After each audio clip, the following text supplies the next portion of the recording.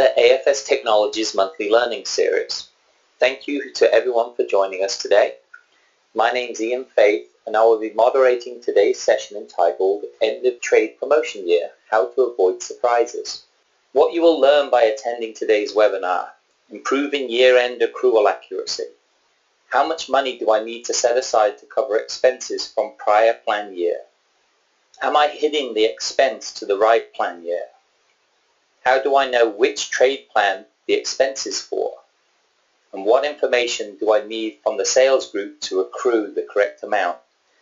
Joel, thank you very much for joining us today. Thank you, Ian. Appreciate the opportunity to speak to everyone. And thank you for the time and the participation in the webinar. So, all right, Ian, we'll go ahead and get started. Yeah, so let me tell you guys a little bit about Joel. Joel is the Director of Product Development for Trade Promotion Management Retail at AFS Technologies. Joel has a storied history working in the CPG industry. His passion for success is exemplified in his years as a Senior Solution Engineer at AFS for Trade Promotion Management Retail. Joel's hands-on product knowledge, coupled with his ability to connect business needs with efficient solutions, makes him an asset to all that work with him. He's an expert in trade promotion management and demand planning. And for AFS, this is what being purpose-built is all about. Thank you, Ian. Appreciate the kind words, very much so. So thank you again for attending today's webinar. As Ian pointed out, it's really specifically related to the end-of-year accrual.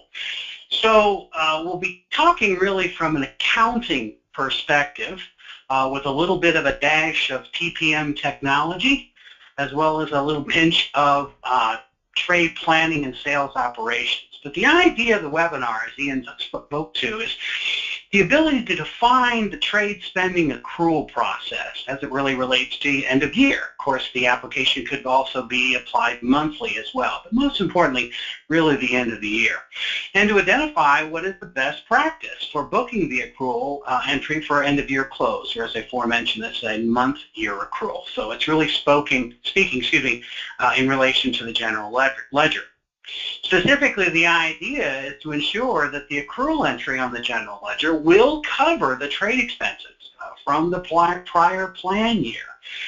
Because just because the year ends doesn't mean the next year's plan doesn't begin. We still have to drive that volume. So we need to understand what expense hit to the general ledger and what that actual expense occur. I think what we first have to do is to define the accrual. Now, having been in the CPG business and trade promotion management software for so many years, the word accrual is kind of thrown out there pretty loosely. Accrual from an accounting perspective is really coming from the product P&L. It's defined as the trade spend allocation by shipping a case or a shelling unit itself. So there's a P&L somewhere sitting in a manufacturer's accounting group, whether it's got dust on it or not. They may not take it off very often. But in that line under trade expense, there is a number, and that becomes the spend allocation that helps define the profitability. A lot of times the entire amount that's not been spent, having managed trade for many years, if my accrual is $2.35, knowing how sales reps work, I typically hold back a nickel or two in that accrual rate. So I need to understand that trade deposit is an expense. It is an expense from that accrual, speaking from the profitability. So from an accounting perspective, I've set aside that accrual rate. As an accountant, I understand that that's an expense. So I also need to understand, I ship a case of product, I bank that amount, so that becomes an expense on my general ledger. It may not go out the door in that way, but that's how I accrue for it, typically in that P&L. So why don't I use this as my accrual? Well, unfortunately, with a live accrual, you've got those pesky retailers out there like Kroger and so forth who do a lot of high-low planning, at which point the expense for that trade activity may not come in for at least 2, 3, 4 weeks after the event. And if a large portion of your volume is managed through indirect customers, it can be even further. So it's understanding that I ship a case on January 1, I may not see that expense for that case until maybe February. So it's not really the best way to look at an accrual, but we'll go into further detail about that. Well, then defining, well, what's a spending accrual? So unlike a live accrual, I ship a case, a product, or I ship a unit, a pallet of product, I bank some money. I have a spending accrual. So what I look at is, all right, how much money have I defined to spend in a given period? It has either a spend forecast based upon promotional activity that's been deployed to the field and approved and so forth. This could come in multiple forms, in a form for pricing conditions, feature and displays, and so forth. And then typically that aggregation can come from the TPM tool. And within that, what you're trying to identify is, what's my trade spend exposure? What I mean by that is, okay, of all the event activity I've set up out there, understanding that a lot of it is just kind of lump sum and a kind of a moving target, but some is based upon a case rate.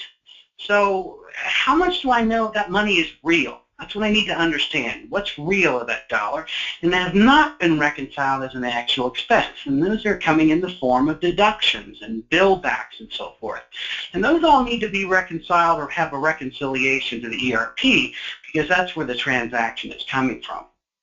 So understanding the difference between the two accruals, a live accrual and a spending accrual. So what do I need to have available for a live accrual? Well, this goes back to that volume and that P&L that I was talking about. It boils down to something called a budget estimate or a budget volume. My budget estimate is essentially the rate at $2.35 a case or $35 a pallet that I've defined in my P&L, one, or what I've agreed upon with finance that I will deploy to my sales organization as a spending rate to the field for a particular product. And I need to take that times my sales quantity. So I'm taking my volume times the rate that I've agreed upon with that product. And that becomes my budget estimate. From the accounting perspective, that money is spent. From a sales and execution and promotion deployment, probably haven't spent all that money as of yet. So what I need is a budget estimate, a rate times the sales quantity. And understanding that can become pretty complex, because profitability, if I'm managing profitability by SKU and I have a different rate by SKU, which typically is not the case, but it does happen. And we have customers at AFS that do manage their trade accrual from that perspective. For the most part, however, it's really managed at either A, a brand group, or B, typically maybe at a promoted pricing group level. So it's really up to you as a manufacturer. It all boils down to that P&L, which how it's defining the trade marketing and what's defining profitability. So now the next component, as I mentioned, you have a live accrual and a spending accrual. In order to calculate the spending accrual, what do I need to have available for that? Well, you need to understand the spend liability, as I talked about. Understand how much has been deployed and committed to the field. So a typical question is the plan all in? And is it visible? Has the retailer agreed upon it? Has it been deployed? A lot of retailers, such as a Kroger, a Safeway, and so forth, maybe have only agreed to the planogram out to 6 months. So I may have an early part of the plan year only confirmed deployment of half a year plan and so forth. But understanding the spend liability. And essentially that spend liability is taking those deployed tactics, feature and display lump sum, a varied case rate accrual, scan allowance, however it's going to expense against those trade marketing dollars. And all that should aggregate up to all customers, all products, and in one measure, spend liability or spend exposure. But what I need to do and to make sure of is the plan all in, and is it visible? So that's where we need cooperation from the sales organization. A lot of times we get questions, well, I only plan 6 months out, as I mentioned, based on the planogram. The advantage of having the entire plan in the system is not only understanding the accruals and spend liability, but you can also understand your sales comparative to the objective, as well as start moving your organization into really managing trade from a contribution standpoint, so creating a contribution objective for the entire year. But in order for me to have that type of objective setting for my organization, you need to have the whole plan visible and in an application. So what's the best practice? So having been at many CPG companies and having managed trade at multiple ones in different categories, from rolled products, paper towels, and hygiene products to juice and beverages, all the way to lunch meats and so forth. So it's always a different process. Really boils down to understanding the true accrual processes. Is it live accrual versus spending accrual? And based on my customers who are utilizing our application, as well as my experience, the best practice is really the spending accrual, to understand that. It's the most conservative approach to the accrual process. So really it boils down to that, and view the manufacturer, most importantly the bulk of your business. So really going back to the retailers in which their go-to-market strategy is that high-low event, in which spending is not typically connected to the volume within the event, and the spending may hit the general ledger weeks after the event takes place. Manufacturers need to then, in turn with that, align the spending to the current plan year and the prior plan year as it's transacted on the G&L. And what P&L, excuse me, the GL. What I mean by that is I'm on a December year end, and I've got those expenses for volume that I ship in December, but they're transacting on my next plan year P&L. I need to understand, because I'm reconciling back to the ERP, the expense that's hitting my general ledger in January. How much of the expense is related to prior plan year? How much is potentially related to current plan year? So I need to be able to isolate and distinguish between the two. Because at the end of the day, what do I want to do? I want to put the spending to the volume, because that trickles further downstream with analyzing your promotional activity and so forth. And I need to be able to do that. More importantly, if I've segmented my general ledger from prior year and current year because I've isolated that spending, I need to have that capability to make the differentiation between the spending, prior plan year versus current plan year. So you need to understand the measures and metrics which capture that spending liability, or spending exposure as I like to refer to it. So being able to discern that. A lot of times the spending accrual can also be derived from a spending liability, taking a look at the period balance accrual, or the beginning balance. I always like to say, when managing trade and talking to our existing customers or even other customers in the organization, I feel that trade is kind of overcomplicated at times. I was once told that trade is the gray area of finance, which it is. But ultimately, at the end of the day, trade spending is a checkbook. You make your deposits. Those are the accruals that we're talking about. And the withdrawals are your trade events and so forth. And the way to look at a spending liability, if you may want to take a look at it by month, is say, what's the beginning balance? How much am I owing to my customers? Because a lot of things can change during the month, during the quarter, of course, during the year. Were there any period adjustments, meaning a release of liability that it was formerly holding, but now it's been freed up? Has there been additional spending added? I've got those pesky sales reps who forgot to put that promotional activity in the application or have it visible. So that's now added spending. Of course, that becomes a training issue, as well as changing a way of thinking to making sure that all that spending is viable. So added spending in the period. And at the end of the month saying, okay, what was my beginning balance? What were the transactions in between? And now what's my ending balance? And do I need to make an adjustment to my period accrual? I'm looking at it from that perspective. Because it's a moving target, and it's the gray area of finance. So the spending accrual is typically utilized predominantly, at least with our customers and what I've talked to folks in the marketplace from an accounting perspective, as a best practice. I can never get upside down, and I can manage closer to what actually transacts. And what I mean by that is we have a lot of customers who go back and analyze that. Did I set aside the right amount of money? And they have a success rate. They can typically land that accrual rate within a couple of $1,000s. And on a $75 or $100 million trade budget, that's a pretty good on-target metric. So a good understanding of what your spending accrual will be.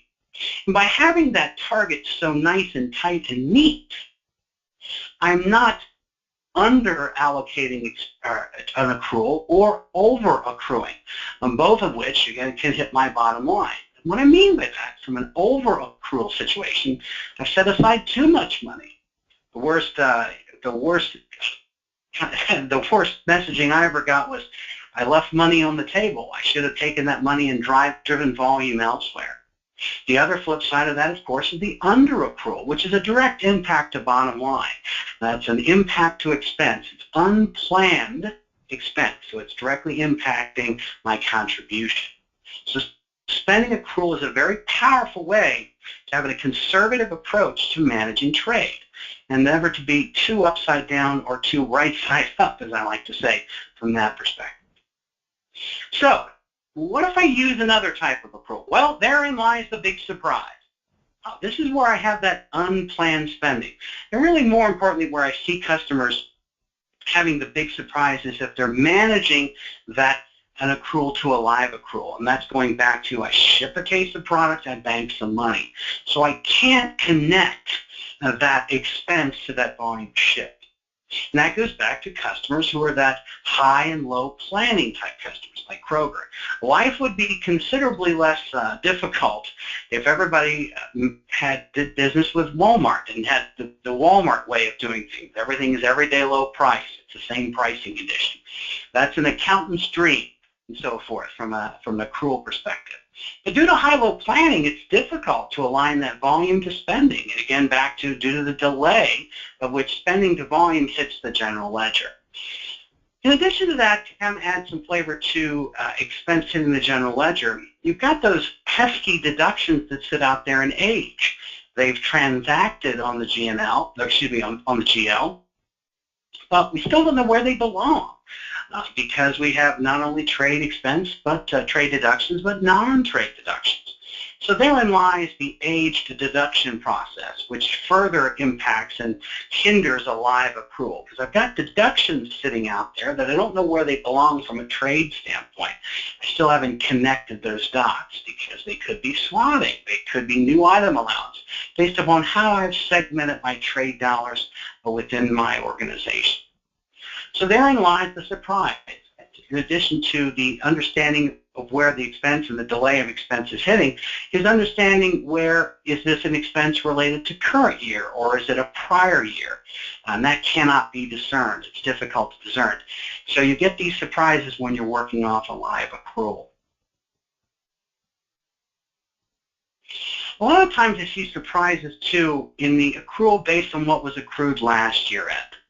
So a lot of our organizations who we talk to, and I've talked to within the industry, one of the things that's very nerve-wracking, it kind of gives me a shudder, is when I speak to a manufacturer and say, well, how do you manage your year-end accrual process? Because it's a big impact on year-end close. It's the second biggest line on the P&L, trade dollars. Well, I just booked what I booked last year. Okay, well, there's a little thing in there called organic growth. You know, what if you grew?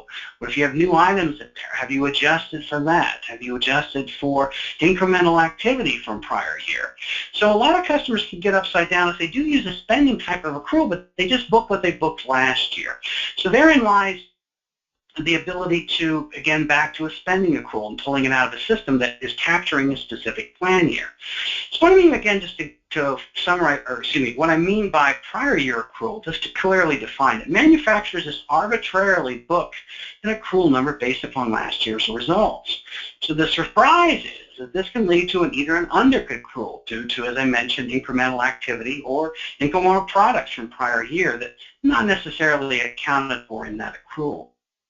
This can also lead to that pesky, again, over-accrual in which additional trade dollars could be accrued but are not really deployed correctly to drive revenue. So that arbitrary number is not as scientific as it needs to be. Again, it is gray area of finance. But over time, with the confidence within a spending liability number, again, as it's driven by the sales organization, because they're the ones responsible putting that plan in, as long as I continue to improve that confidence, I can eliminate something like this. Now, these surprises, can have an economic impact to your bottom line.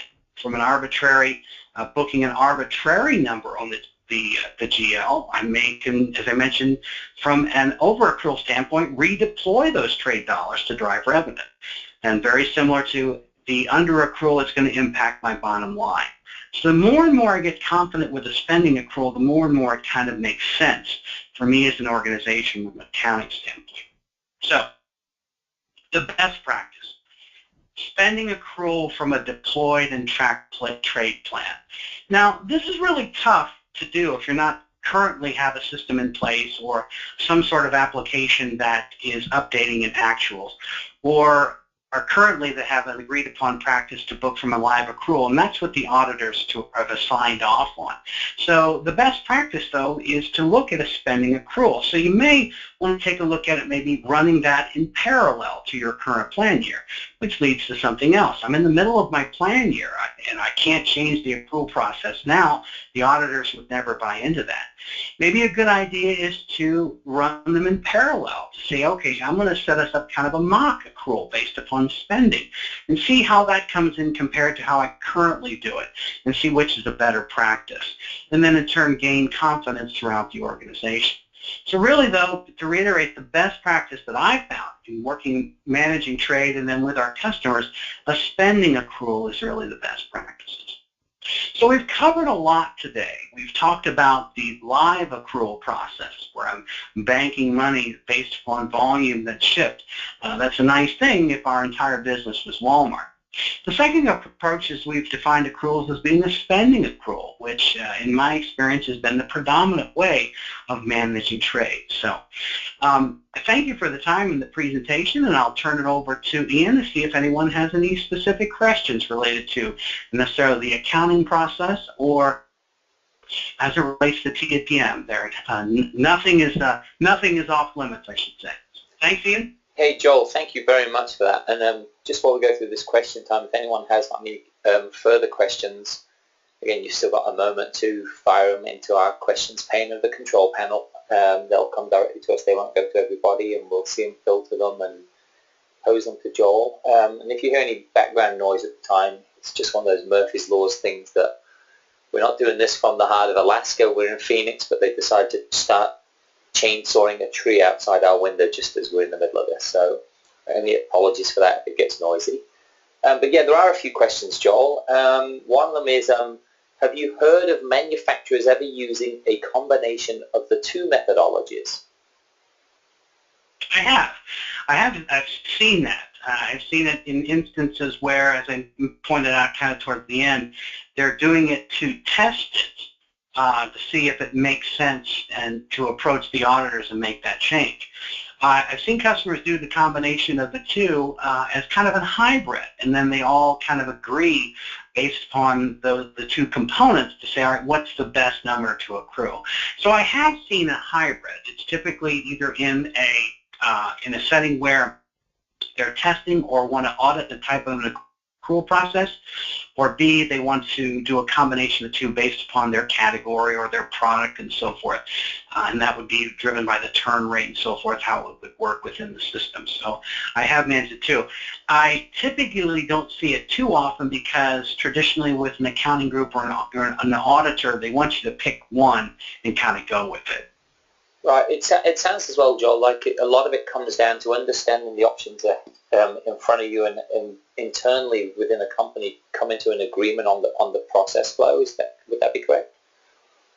That's absolutely correct, because you've got so many hands that are kind of, like to say, in the cookie jar, because you've got finance, you've got the accounting group and the controllers and so forth, you're controlling the general ledger, but most importantly, you have the sales group. And so those two entities, accounting and finance, are relying on the sales organization to make sure that A, all the plans are in the system, B, or in the visible within the application, and they're as close to what's been agreed upon with the retailer as far as a commitment standpoint.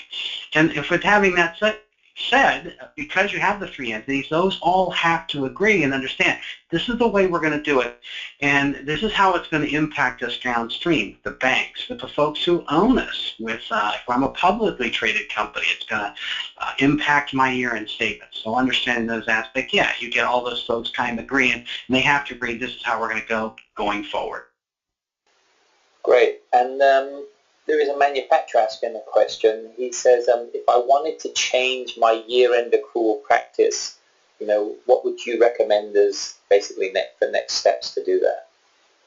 Oh, that's a good question. That's a really good question, because change is hard. Change is hard. within an organization. And because what makes change being so hard is because, as I mentioned, it's impacting different areas within the organization. I think the first thing I would do is gather the documentation if you say want to move from a live accrual to a spending accrual. Gather the documentation and put together a very simple metric that defines, okay, this is how much I forecasted to spend as of, say, January 1st, and then take a look at it and compare it to the end of March and say, how close or how accurate was I from a spending liability perspective, and then be able to present that to the accounting group and the controllers group specifically, as well as the rest of the organization, because the controllers group is traditionally the entity that's going to have to buy off on this is how we're going to book that accrual entry. The second big component is after that, the controllers group is going to have to get the auditors to buy in and sign off on the change in process. Now, is this something that could happen overnight? More than likely not, but if you want it to impact as quickly as possible, if you want to get started in the change process as soon as possible, even though it may not impact or come to fruition for 8 months or whenever your year end is.